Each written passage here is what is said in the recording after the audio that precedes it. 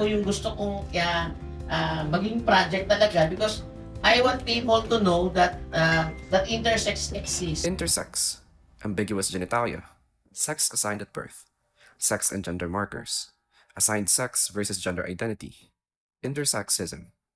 These are some of newer terms you may have only recently encountered, or you will probably eventually encounter.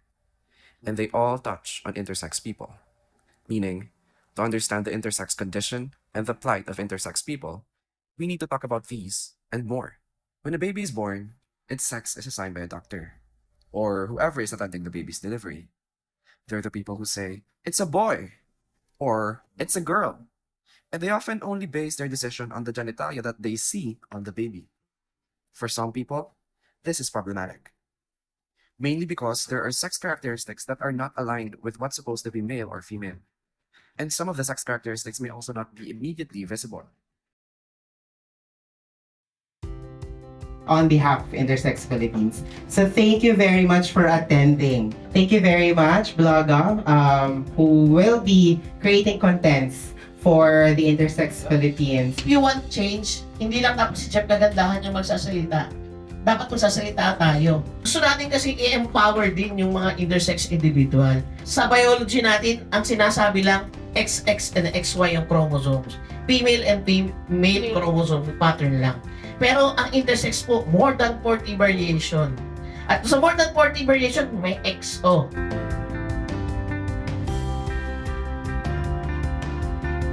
I want to amplify the voices ng intersex community na walang nakakarinig. For the longest time, na walang nagbibigay ng atensyon.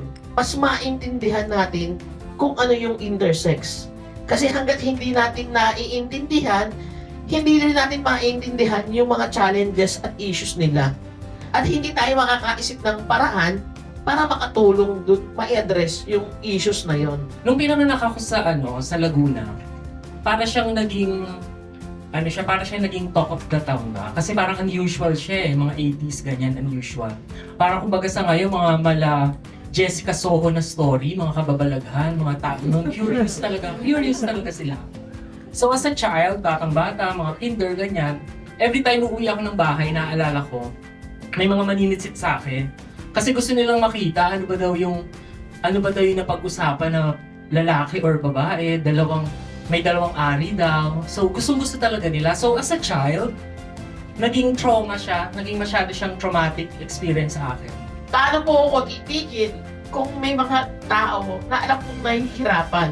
Kaya sabi nga, saan ka bumabangon, di ba? Sa mga member ko namin na ganito yung experience. Hindi lang po ito issues ng mga narito ngayon. More than 1.8 million Filipinos. Nung pinanganak po yung baby ko, nanganak ko siya, ay nag-newborn screening po kami agad. Sa ultrasounds ko lang ay babae po. Pero po yung lumabas ay sabi lalaki. Intersex people exist. And this is the time for you to research about them, look for resources for them, help you, the community, di ba? Kasi we're all struggling for equal rights, tama? But I think mas nagigets natin yung urgency na bigyan ng karampatang priorities yung intersex community. The intersex children are dying. Nung sinabi sa akin ng doktor na maganda ka ng at least 200,000, tapos nagagamot pa siya, di pa nga makaaw-naon sana sa mag-opera pa. Tapos manggulo rin utak ko noon, ano ba yung gagawin ko? Tapos nakita ko pala na kung hindi naman siya health risk, kung hindi makakapekto sa kalusugan niya, pwede naman hindi na operahan. Kaya parang nabuhay din ako ng loob nun. Nag-create ako ng wall. I think trauma response yun, mag-create ka ng wall para ma-avoid ko yung further na hurt, na nasasaktan ka. So fast forward, lumipat ako ng Manila, kasama ko ng nanay ko. So parang brand new start siya.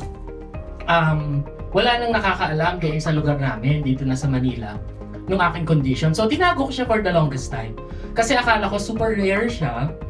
Hindi ko alam na marami pala na ganong situation din. Kasi during that time, wala namang internet, hindi ko alam na may ganon. So, continue with life. Hindi ako nag-share sa kahit sino, mga naging kaibigan ko from elementary, high school, college, hindi ako nag-share at all. So wala talaga. Now, nung 2010, nagkaroon ako ng cancer. Stage 4 na siya nung na-detect. Yung cancer na yon, nakalink siya doon sa aking condition. So medyo terminal na siya. Talagang nag-undergo ako ng 2 operation, chemotherapy. So doon ko na-realize yung importance ng kailangan pala ng education. Kailangan yung mga magulang natin, na-educate sila na meron palang mga risks, na-explain sa mga magulang na may mga risk involved pala. Kasi kung hindi, talagang maraming mga magiging casualty, maraming namamatay actually in real life, maraming namamatay. Ito po ay rare disease. Kailangan po ng lifetime mitigation, tapos lifetime laboratory at saka check-up po. Tapos na-diagnose din po sa Abicus genitalia. Yung sex organ niya po ay babae siya pero parang hindi kagaya sa karaniwang babae. Kaya ang advice ng doktor operahan siya pag 4 years old na po siya. Imagine mo, from Cebu sa Makati lang nabibili yung gamot. Tapos may to order pa siya, emergency medicine pa siya. Pag nagkasakit, double dose pa namin yung Kaya mahirap kasi cash basis, hindi kasi pwede yung guarantee later. Kaya lahat talaga, ilalaban mo. Hindi nyo lang alam yung pinagdaanan ko. Bakit? College, class start, tatawagin. First semester, first year. Kagandahan, Jennifer. Hindi ako makatayo kasi nga, di ba? Kasi ganito na yung tsura ko, mahaba lang ang buhok. So pag tumayo ako, tingin na ng tao lang. Sabi ng prof, siya ba talaga yun? Walang makasagot kasi siyempre first, bago mga kaklase mo lang, di ba? So walang makasagot.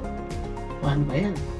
Siyempre, very friendly naman ako. Pagdating ng second semester, pagtanong ng prof, kagandahan, Jet. Tayo ako na, medyo, marami na nakakakilala. Siya ba talaga yun? Opo, siya po yun. Makikita mo yan kahit sa nature. Kahit sa nature, sa mga animals, sa mga plants, meron din ganun na variation Nagkakaroon na hindi lang on a scale na on a spectrum ng male female, nagkakaroon din ng intersex, yung mga in between nagkakaroon din. So kung ma-explain natin in a way na hindi siya dapat na doon sa negative nasa negative note, na part talaga siya ng creation ng God.